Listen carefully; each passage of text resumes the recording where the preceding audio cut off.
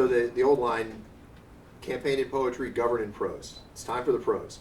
How are you going to make some of the things happen that you campaigned on? Well, we're going to first and foremost work with the entire community. Whether they voted for me or not, I want to be a mayor that serves every single resident of the city of Tucson. We're going to work diligently with the Pima Association of Governments, with other jurisdictions and other governments. We had amazing support with our congressional delegation. We're going to work diligently with our congressional delegation and the federal government, apply for federal grants, make sure that that the city of Tucson is prepared and in line to not just apply for grants, but also for appropriations with the state of Arizona for infrastructure investment. We're going to work diligently to partner with the University of Arizona, Pima College, school districts, JTED, to work together to advocate for additional public education funding, for workforce training. And so it's not about us going at it alone.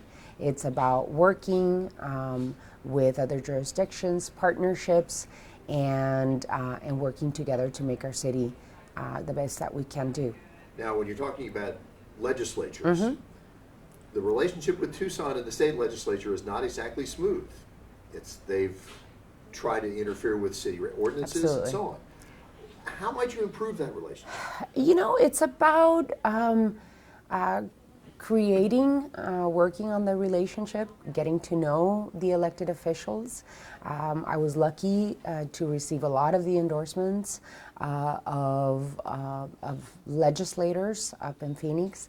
I'm gonna work really hard. You know, I've developed relationships throughout my time as a council member, my 12 years on the council, throughout the state, and I plan to continue working with not just the state legislature, but the governor, because Tucson is the second largest city in Arizona. And if Tucson is prosperous, it's good for the state of Arizona.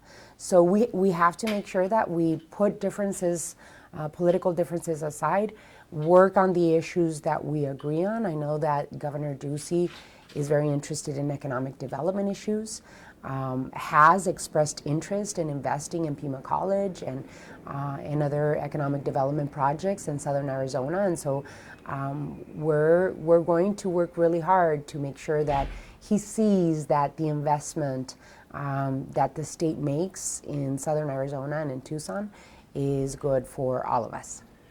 The way the state laws work, a single legislator can make things hard for the city. And some of them are pretty skeptical of Tucson and its philosophies. How are you going to beat that? Well, I'll tell you, we work as much as we possibly can, and not only me as the mayor of the city of Tucson, but the business community, the nonprofit community, the other jurisdictions in our region. We work together to lobby for what is right and what is good for our region. Tucson is not just important for this community, right? It's not just important for Tucson. Tucson is not just important for southern Arizona. Tucson is important for the state. And so there are business interests here in southern Arizona that want to see us prosper. And so we are going to really work with every single person that wants to see a prosperous Tucson to advocate and rally and lobby for our community. You talked a lot about reacting to climate change. How would you make some of that happen? I'm looking to not only looking into federal funds. The Pima Association of Governments receives funds. This is something that I've had conversations with the director of the Pima Association of Governments, and Tucson is not in a bubble. Tucson and climate climate change is affecting our entire state, our entire country, and the world. And so, in speaking with the director of the Pima Association of Governments, he's very, very excited to bring that voice into the Association of Governments, work as a region, work as Southern Arizona, and go for those grants. I think that climate action and climate resiliency is one of those issues that we can be very, very bold and aggressive at lining up for grants for the city of Tucson to bring in. We just received $4.5 million to purchase 4 electric buses, and so from the federal government. So I think that that's one of the areas we can really work hard to bring in federal funds. Also, we can partner, especially on planting trees. We can partner with businesses here in Southern Arizona. Because it has to be a public-private partnership. And so in that particular area, we have a great opportunity to have private investors invest into climate resiliency. Now, your opponent's contention was, well, aren't there other priorities to address first? Police and fire, roads, economic development. What do you say to that? Well, obviously, my opponent doesn't understand that in governing, it's not a zero-sum game. It's not, I can only do this and not work on this. Having the 12 years of experience that I have, I know that we have different burners on, and that we're working on many different projects at the same time. And so one of the most important things that we have to work on is preparing our city for climate resiliency. And doing that immediately does not take from the fact that we want to make sure that we work on quality of life issues, right? That we want to work on creating high-wage, long-term jobs in our community, economic development issues, infrastructure issues, investing in our roads, investing in our parks, investing on police and fire. And so, that's something that I have the experience of doing, and I've gotten really good at it. And so I will continue working on all of the issues that improve the quality of life of Tucsonans and for the betterment of our city. Investing on all those issues, police, fire, public safety, roads, economic development too, to some degree. That's budget. How do you get the resources?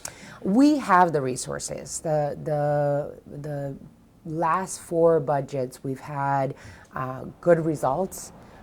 We've not only finished in black, but with surpluses. And so we have to continue making sure that we work on economic development issues, creating those economic and job opportunities for our community. One of the things that I want to work on is making Tucson the hub for Mexican companies to headquarter their companies here. There's no reason why we shouldn't. And so working on the economic development, the more we create those economic opportunities, the more that comes into our budget. And so we have a good budget. We continue working on economic development issues, and we prioritize, just like we've been doing, since I've been on the Tucson City Council for 12 years. Now, you know very well that mayor and council guide city policy, but there's a whole other apparatus that presses the buttons day to day. Mm-hmm. Are you happy with the major department heads, the city manager, the police chief, the fire chief, the heads of these departments? I feel that we have a wonderful city manager that has helped us balance our budget. We have a great police chief, a wonderful new fire chief. We just hired a housing community development department director, which was one of the departments that I was most concerned about because of the services that it provides our community. So I think we have a good team. We will continue, making sure that team, that bureaucracy that is appointed by the mayor and council aligns with the vision of the new mayor and council, and that it's important that we align our visions so that we can get things done that the voters of Tucson want to see happen. Now, here we are at the start of a 4-year road. And when 4 years have rolled by, how will you know whether you've been successful or not? Sometimes success is very, very tangible. You know, in the last 12 years, we've seen very tangible results with the work that I've been a part of in doing in Tucson. We've seen amazing investment in our downtown. We've seen amazing investment in our roads, $225 million in parks, $150 million in public safety. They're very tangible. We can see them. Others are not. Economic development, we've created thousands of high-wage jobs in Tucson, but people don't really, can't see them. We can feel them because the economy is much better. So what I'd like to see happen is the next 4 years, we need to have a climate action plan that we're acting on, that we're investing in. We need to see a continued investment in our roads, in our neighborhood streets. We need to see not just roads, but complete streets, right? That's a vision that Tucsonans are ready for, that mayor and council passed about a year ago, and that we need to put to work. And so those complete streets not only carry cars, but they carry transit and they carry cyclists and pedestrians. And those are very tangible results. I want to see much more sustainable, climate resilient city, much more job opportunities for our University of Arizona graduates, a continued investment in more police officers, continued investment in fire, and continued investment in our neighborhoods and infrastructure. And you said before that all of those things, from climate to police to all that, they're all sort of economy builders. Absolutely. The more we see investment, I've always held a theory, which I think is very important. One of the most important services that a government can provide is infrastructure investment, because infrastructure investment leverages private investment.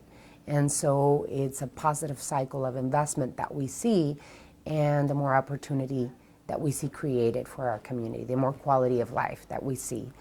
Because a good park is as important for a young family to take their kids as it is for a business that is growing in our city, or a business that wants to relocate to our community.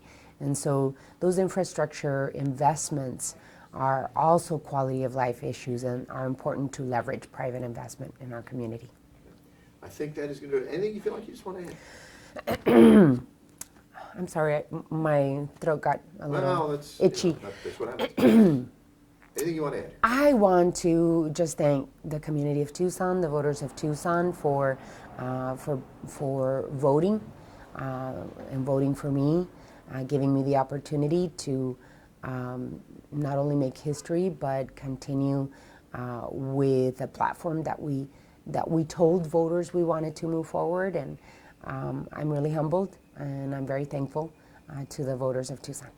I forgot to ask you about Sanctuary City. What do you think it said that it failed, and it failed by a pretty large margin? I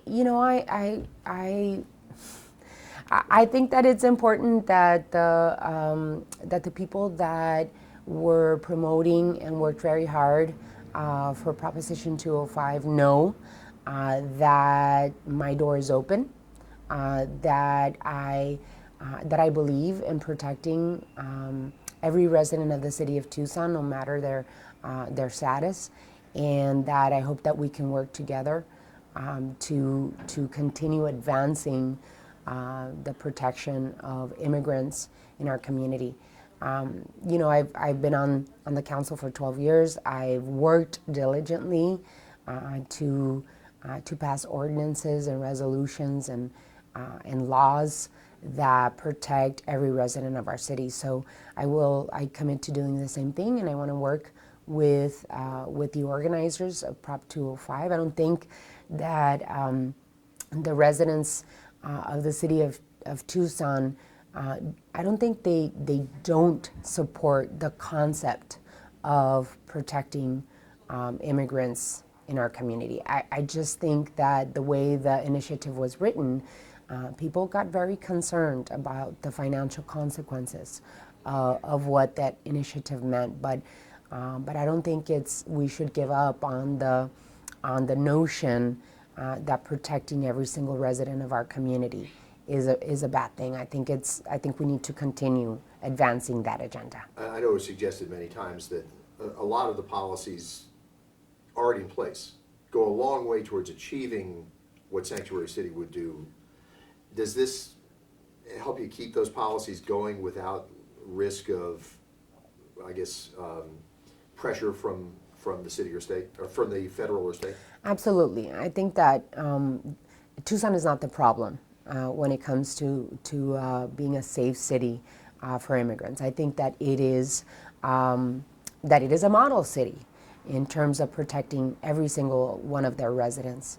I think SB 1070 is the problem, and so I think that where we need to go after this, after Prop 205 losing, is regrouping and work together, not just to continue passing additional ordinances and laws in the city that will help every resident succeed in our city, but also to ask, how do we push back against the state legislature and the governor to repeal SB 1070, because that is the crux of the issue, and that is the problem. SB 1070 is what really is what the proponents of the initiative really wanted to attack, but they did it, to the wrong city. So I propose that we sit together, we regroup, and we work to repeal SB 1070 and pass other ordinances and other laws here in Tucson to help immigrants succeed.